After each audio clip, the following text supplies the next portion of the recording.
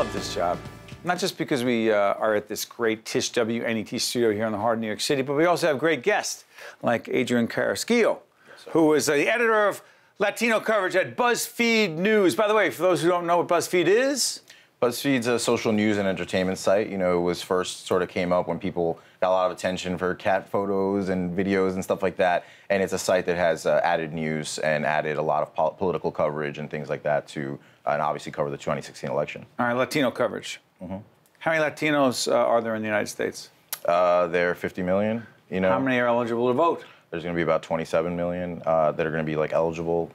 In 2012, it was about 11 million that voted. It's growing. And yeah, and this year there's expected to be about 13 million that will vote. So, as we're doing this program in May 2016, although after and maybe even after the election. So here's my question. The connection between Donald Trump and the Latino community, a complex one?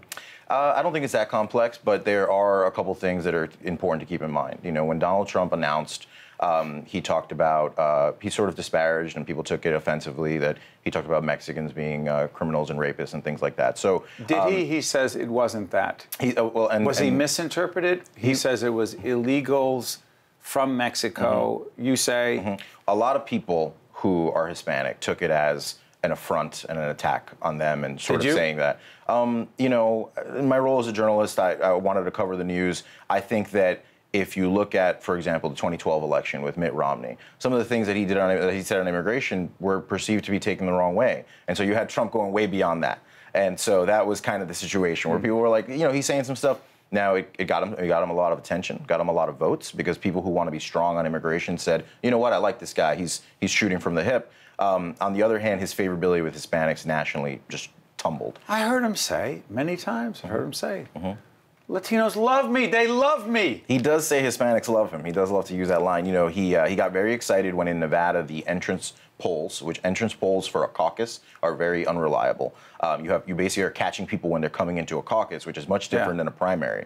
And so they showed that he won the Hispanic vote, and he's been excited since then because, you know, he thinks he's going to win the Hispanic vote. The reality is that the percentage of people that are Hispanic that are Republican is a much smaller percentage. So he's winning among this really small percent. And Democrats have in the last few election cycles been getting more and more. So if he's the Republican nominee, let's assume for a second, fast forward, he's Republican nominee, runs against Hillary Clinton, what percentage of the Hispanic vote does he get? You know, honestly, if you wanted me to pick a number, I think it would be somewhere in the 15 to 20% range. And so you have to remember that, I mean, so here's the thing.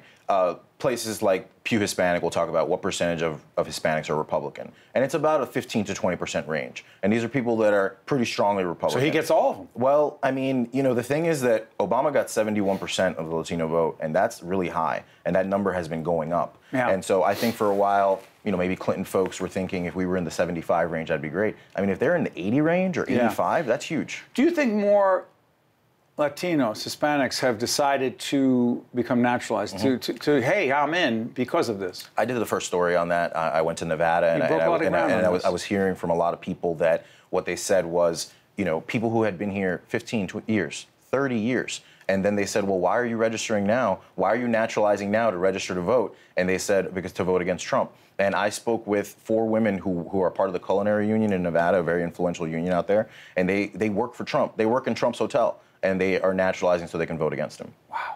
Yeah.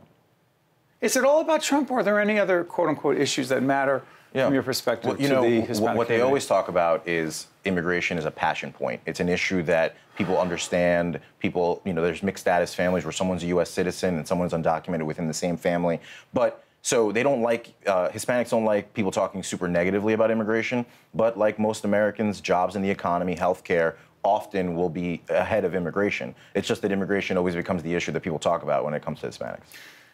Hispanics are spoken about as a monolithic entity. But what's but there are Hispanics from Puerto Rico. There are Hispanics from Cuba. There are Hispanics from the Dominican Republic. And a bunch of other places. Central America. Has great impact. All these places where people come from has a great impact, or does it not have a great impact on their political ideology? I mean, that's the thing. The Hispanic community is not monolithic. About 66% of Hispanics are Mexican, so about 2/3. And so that, Mexican American, there's a little bit more, of a unified front on there. But there's a lot of different countries that Hispanics come from. We're here in New York, where there's a lot of Dominicans and there's a lot of Puerto Ricans. And so in different places, for example, in Florida, where there's a lot of Puerto Ricans, statehood issue of Puerto Rico is becoming more of an issue. And in South Florida, for a long time, there's been the issue of Cuba. And now they're opening up and relaxing the embargo. So different groups have different issues that they care about.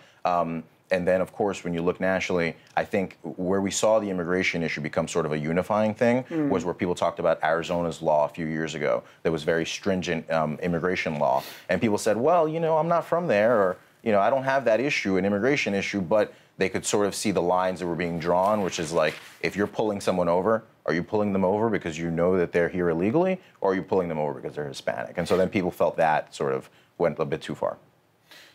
From your perspective, in covering these issues for a while now, who would you say some of the most prominent leaders in the Hispanic community are?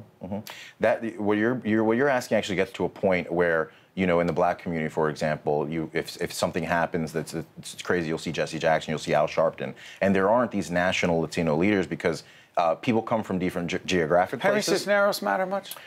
In different places, right? So Henry Cisneros from San Antonio, like Julian Castro and Joaquin Castro now. So it depends, right? And then you'll have like a Mario Diaz-Balart in Florida, who's Cuban. So it's kind of more, they're leaders in their own communities, but there's not like a national leader in that way, Does that matter?